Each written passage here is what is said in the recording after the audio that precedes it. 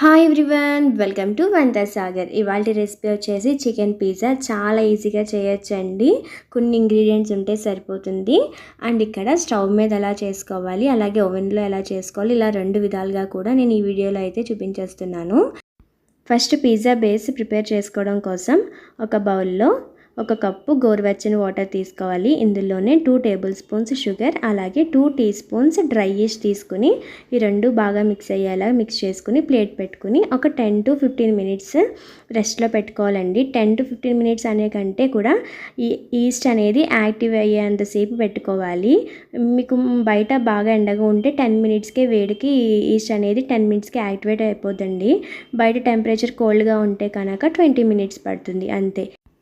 ఎగ్జాక్ట్గా 15 మినిట్స్కి నాకు ఈస్ట్ అనేది బాగా యాక్టివేట్ అయిందండి. ఇలా యాక్టివేట్ అయిన ఈస్ట్లో నేను 3 కప్స్ మైదాని యాడ్ చేసుకుంటున్నాను. అలాగే టేస్ట్కి సరిపడా సాల్ట్ని కూడా వేసుకుని ఈ యాక్టివ్ అయిన ఈస్ట్లో ఈ పిండిని బాగా మిక్స్ చేసుకోవాలండి. చపాతీ ఎలా అయితే నీట్ చేసుకుంటామో అలాగా. అండ్ ఇక్కడ నేను 2 లార్జ్ సైజ్ పిజ్జాస్ చేయడం కోసం ఈ క్వాంటిటీ అయితే తీసుకుంటున్నానండి. మీరు కనుక ఒక లార్జ్ సైజ్ పిజ్జా చాలు అనుకుంటే నేను చెప్పిన అన్ని ఇంగ్రీడియంట్స్ని కూడా హాఫ్ క్వాంటిటీ వేసుకుంటే సరిపోతుంది. అండ్ ఇక్కడ చూస్తున్నారు కదా, మనకి ఎక్స్ట్రా వాటర్ అయితే ఏమీ యాడ్ చేయట్లేదండి. మనం ఫస్ట్ గోరువెచ్చని వాటర్ వేసుకున్నాం కదా, ఆ వాటర్ సరిపోతుంది. మనం నీట్ చేయగా మొత్తం ఒక బాల్గా ఫామ్ అయిపోతుందండి. ఇలా ఒక బాల్గా ఫామ్ అయిన తర్వాత 2 టేబుల్ స్పూన్స్ నెయ్యి కానీ బటర్ కానీ వేసుకుని పిండి మొత్తం బాగా కలిసేలా మిక్స్ చేసుకోవాలండి. వన్స్ ఈ నెయ్యి మొత్తం పిండి అబ్జర్వ్ చేసిన తర్వాత మనము ఈ పిండిని ఒక 15 to 20 మినిట్స్ బాగా నీట్ చేయాలి. పిజ్జా బేస్ మనకి పర్ఫెక్ట్గా రావాలి అంటే కంపల్సరీ నీట్ చేసుకోవాలండి. Minimum 10 minutes. ఈ పాయింట్ గుర్తుంచుకోండి. ఈ డోని ఎప్పుడు నీట్ చేసేటప్పుడు పిండిని కొంచెం సాగదీస్తూ మళ్ళీ ఫోల్డ్ చేయాలండి. చూడండి నేను ఏ విధంగా చూపిస్తున్నాను. ఇలాగా మీకు ఈ బౌల్లో కంఫర్ట్ ఉండదు కాబట్టి ఇలా ఏదైనా పెద్ద ప్లేట్ తీసుకుని బాగా నీట్ చేయాలండి. ఫ్రంట్కి ఎక్స్పాండ్ చేయడం, మళ్ళీ కలిపేయడం, ఇలా ఇదే ప్రాసెస్లో చేసుకోవాలి. మీకు చేతికి కనుక అంటుకుంటుంది అంటే కొద్దిగా మైదా చేతికి చేసుకుని చేస్తే సరిపోతుంది. ఇక్కడ నాకు కొద్దిగా అంటుతుంది కానీ నార్మల్గా చేసేస్తున్నాను, నాకు అలవాటు ఉంది కాబట్టి. చూస్తున్నారు కదా, ఇలా ఎక్స్పాండ్ చేయడం, మళ్ళీ కలిపేసుకోవడం, అంతే అండి. ఇలాగ ఒక 15 to 20 మినిట్స్ చేస్తాము. ఇలా నీట్ చేసిన పిండిని టక్ చేసుకుని ఒక బౌల్లా చేసుకోవాలండి. చూస్తున్నారు కదా ఎంత స్మూత్గా అయిపోయిందో. మనం నీట్ చేయగా ఈ పిండిని మనం ఒక బౌల్లోకి తీసుకుని కొద్దిగా గీ అనేది అప్లై చేయాలండి. అండ్ మనం తీసుకునే బౌల్ పెద్ద సైజే ఉండాలి, ఎందుకంటే మనం ఈ పిండిని 2 hours రెస్ట్లో పెట్టుకుంటాము. ఇది 3 సైజ్ అవుతుందండి.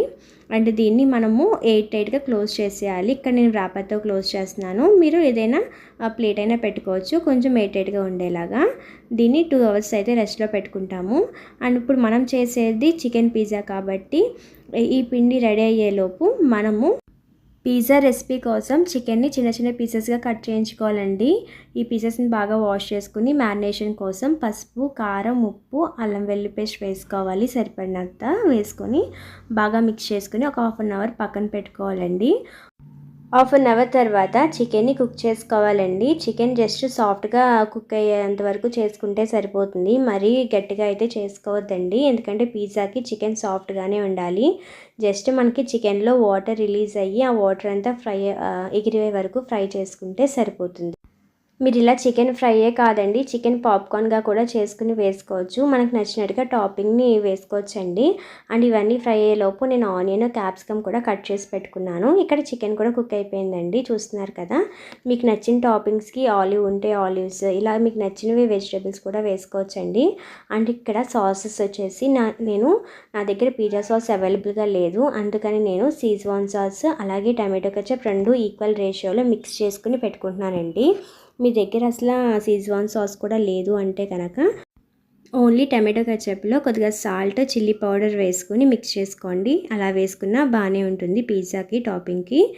నెక్స్ట్ మన pizza base 2 hours rest time అయిపోయాక స్టవ్ మీద పిజ్జా చేసుకోవడం కోసం ప్రీహీట్ అయితే పెట్టుకోవాలండి. ఇలాగా ఏదైనా మందపాటి గిన్నె తీసుకుని అందులో ఇలా స్టాండ్ అయితే పెట్టుకోవాలి. మీ దగ్గర స్టాండ్ ఏమీ లేకపోతే ఏదైనా ప్లేట్ అయినా బౌల్తో పెట్టుకోండి. అండ్ ఇలా మూత పెట్టేసి సిమ్లో ఒక 10 మినిట్స్ ప్రీహీట్ పెట్టుకోవాలండి. అదే ఓటీజీ కానీ ఓవెన్ మీద కానీ చేస్తే కనుక 200 degrees Celsius దగ్గర ఒక 10 మినిట్స్ టైం పెట్టుకుంటే సరిపోతుంది ప్రీహీట్కి. నెక్స్ట్ పిజ్జా ఏ ప్లేట్లో చేస్తామో ఆ ప్లేట్లో కొద్దిగా నెయ్యి రాసుకొని గ్రీస్ చేసుకోవాలండి. అండ్ అలాగే మీరు కావాలంటే బటర్ పేపర్ కూడా వేసుకోవచ్చు. నేను ఓటీజీలో చేసే పిజ్జాకి బటర్ పేపర్ వేస్తున్నాను. స్టవ్ మీద చేసేదానికి ఇలా నెయ్యి రాసి చూపిస్తున్నాను. ఎగ్జాక్ట్గా 2 అవర్స్కి మన డో చూసారా ఎంత పెద్ద సైజ్ అయ్యిందో. దీన్ని మరలా ఒక పంచి ఇచ్చి నార్మల్గా నీట్ చేసేసుకుంటున్నానండి, జస్ట్ ఒకసారి అలాగా. అండ్ దీన్ని ఒక 2 బాల్స్ అయితే చేస్తున్నాను, ఎందుకంటే 2 పిజ్జాలు చేసి చూపిస్తున్నాను కదా, ఒకటి స్టవ్ మీద ఒకటి ఓటీజీలో. ఒక డోని తీసుకుని నెయ్యి రాసిన ప్లేట్లో స్ప్రెడ్ చేస్తున్నానండి. జస్ట్ మన ఫింగర్స్ని యూజ్ చేస్తూ స్ప్రెడ్ చేసుకుంటే చాలా ఈవెన్గా స్ప్రెడ్ అవుతుంది. అండ్ ఇక్కడ మీరు మరీ తాటగాను మరీ మందంగాను పెట్టకుండా జస్ట్ మీడియంగా పెట్టుకుంటే సరిపోతుందండి. మరీ తాటగా పెట్టడం వల్ల మొత్తము కింద బేస్ అంతా కూడా క్రిస్పీగా అయిపోతుంది. అదే మీరు మరీ మందంగా పెడితే బ్రెడ్లా ఉంటుంది. అదే మీడియంగా పెడితే కనుక కింద కొంచెం క్రిస్పీ పైన సాఫ్ట్నెస్ అలా వస్తుందండి. మీకు ఎలా ఇష్టపడితే అలా చేసుకోవచ్చు. అండ్ ఇక్కడ ప్లేట్కి చూస్తున్నారు కదా, బిగినర్స్ అయితే జస్ట్ ఇలాగా ప్లేట్కి ఆంచుకుంటూ ఇక్కడ మధ్యలో కొంచెం లోతు చివరి ఎడ్జెస్ వచ్చేసి కొంచెం పైకి ఉండేలా పెట్టుకోవాలండి, పిజ్జా షేప్ నీట్గా రావడం కోసం. ఇంకో డోని నేను బటర్ పేపర్ మీద వేసుకుని స్ప్రెడ్ చేస్తున్నానండి ఓటీజీలో పెట్టుకోవడం కోసం. పిజ్జా షేప్ బేక్ అయిన తర్వాత నీట్గా రావడం కోసం ఇక్కడ సైడ్ ఎడ్జెస్లో కొద్దిగా ఇలా లాగి ఇలాగ పక్కకి ఇలా ఫోల్డ్ చేసుకుంటూ చుట్టూ పెట్టుకోవాలండి. జస్ట్ ఇలా చేసి వదిలేస్తే కనుక బేక్ అయ్యాక షేప్ అయితే రాదు, మధ్యలో ఎత్తుగా వచ్చేస్తుంది. మనం ఇలా చేసిన తర్వాత ఫింగర్స్ యూజ్ చేస్తూ లోపలికి ప్రెస్ చేయాలండి. అలా చేయడం వల్ల ఈ చుట్టూ చేసిన డిజైన్ హైట్ వస్తుంది. మధ్యలో ఇదంతా కూడా మనం పెట్టే స్టఫ్ అంతా లోపలికి ఉన్నట్టుగా ఉంటుందండి. నెక్స్ట్ ఫోక్ స్పూన్తో ఇలాగ హోల్స్ అయితే పెట్టుకోవాలండి 2 పిజ్జాలకి కూడా. నేను ఒక పిజ్జా ప్రాసెసే చూపిస్తున్నాను, 2 కూడా సేమ్ ఒకే విధంగా అయితే ఇక్కడ మొత్తం టాపింగ్స్ అయితే పెట్టుకుంటామండి. ఇలా ఫోక్ స్పూన్తో పెట్టిన తర్వాత నేను మళ్ళీ చుట్టూ కూడా ఒకసారి ప్రెస్ చేస్తున్నానండి. మీకు చేతికి అంటుకుంటే కనుక కొద్దిగా మైదా రాసి చేతికి కొంచెం లోపలికి పుష్ చేయండి, సరిపోతుంది. అండ్ ఇక్కడ మనం రెడీ చేసుకున్న సాస్ ఉంది కదా, దీన్ని 2 వాటికి వేసుకుని స్ప్రెడ్ చేసుకుంటున్నాను. పిజ్జా సాస్ ఇదే ఉండాలని అయితే ఏమీ లేదండి, మీ అవైలబిలిటీ బట్టి ఏదైనా వేసుకోవచ్చు. చెప్పాను కదా, ఏమీ లేకపోతే టమాటో కెచప్లో కొద్దిగా సాల్ట్ చిల్లీ పౌడర్ వేసుకోవచ్చు. అలా మీ ఇష్టం, మీకు నచ్చింది వేసుకోవచ్చు. జస్ట్ ఫ్లేవర్స్ మారుతుంది కానీ టేస్ట్ అయితే చాలా బాగుంటుందండి. పిల్లలకి మెయిన్గా మీరు ఏం సాస్ వేసారు అని ఏమి చూడరు కదా, జస్ట్ పైన లుక్ పిజ్జాగా ఉందా లేదా, టేస్ట్ ఎమ్మీగా టేస్టీగా ఉందా లేదా అనేది చూస్తారు. చాలా బాగుంటుందండి. అండ్ ఇక్కడ చీజ్ వచ్చేసి మొజరెల్లా చీజ్ వేస్తున్నాను.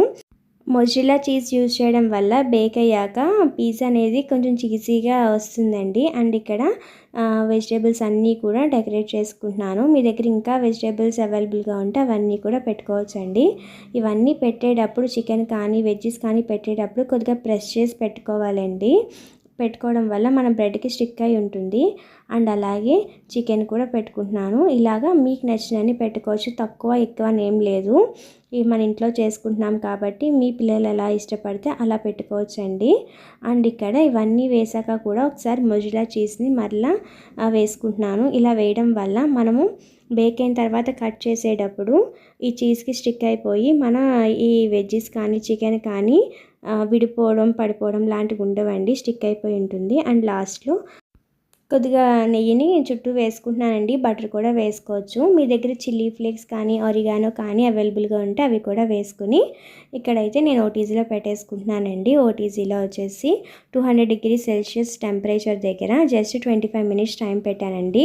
అండ్ అలాగే స్టవ్ మీద అయితే మనం ఆల్రెడీ ప్రీహీట్ పెట్టుకున్నాం కదా, ప్రీహీట్ పెట్టుకున్న మన స్టవ్ మీద ఈ ప్లేట్ అనేది పెట్టేసుకుని కొంచెం పెట్టేటప్పుడు జాగ్రత్తగా పెట్టుకోండి, చుట్టూ కొంచెం కాలుతుంది. ఆల్రెడీ 10 మినిట్స్ హీట్లో ఉండడం వల్ల దీన్ని మూత పెట్టేసుకుని పైన ఏదైనా బరువు పెట్టుకోవాలండి. బరువు పెట్టుకుని సిమ్లో ఒక 35 మినిట్స్ పెట్టుకోవాలండి.